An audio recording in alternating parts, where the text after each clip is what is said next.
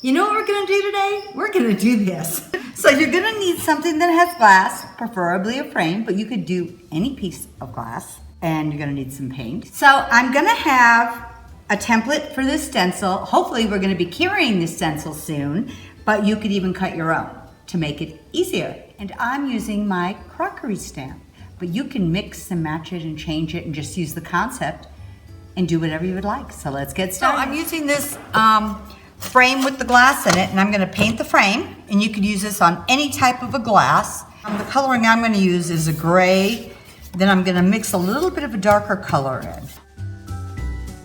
So I used some gray, and I want it to be just a little bit darker. So I am just going to rub this in. A little bit of it's gonna show through in the front. And then even after this dries, I can do one more coat in the back. We'll just let this dry.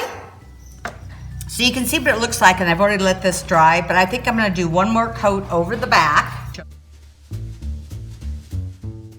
And I'm not too worried about what the back looks like, and I still am gonna have to paint the frame. So I'm gonna let this dry, and we're gonna start on the front. So I'm just gonna quickly seal the back, and you can use any sealer you want. I just don't want this paint to rub off. And it'll scratch off very easily since it's just on glass. I pulled it out of the frame to make it easier to work on.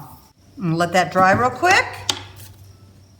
So I am gonna use this stencil to do 2 crocks on here. We're gonna put a template in here so you could cut your own stencil, and the crockery stamps fit in the center of this. My glass paint is sealed and dried, and that paint is on the back side of the glass. So we are now on the front side. So I am just going to use an off-white paint for the first layer, and then a little darker, tanner, grayer paint around the edges. So what I'm gonna do is I'm gonna use the Pixie spray, and it's a light tack repositional adhesive for stencils, and it works really well. So I'm just gonna spray the back of this, so that will hold that nicely in place.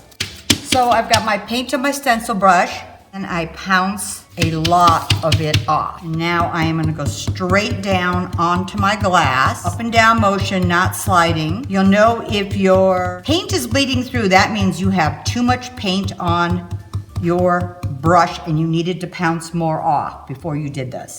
My top is almost dry, so I think I'm gonna go over that one more time. Then I am going to use a tannish beige color. You could use whatever color you want. And I am just going up here a little bit, and I'm just going around the edges.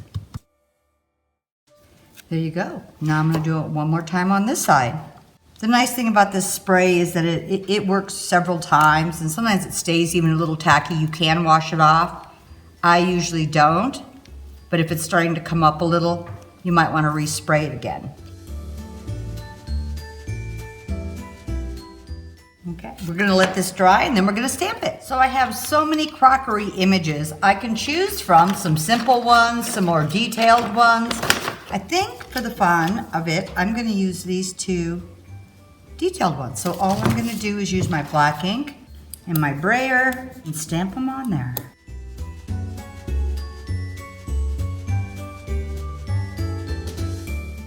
Okay, let this dry, and I'm gonna wax it, and we are done.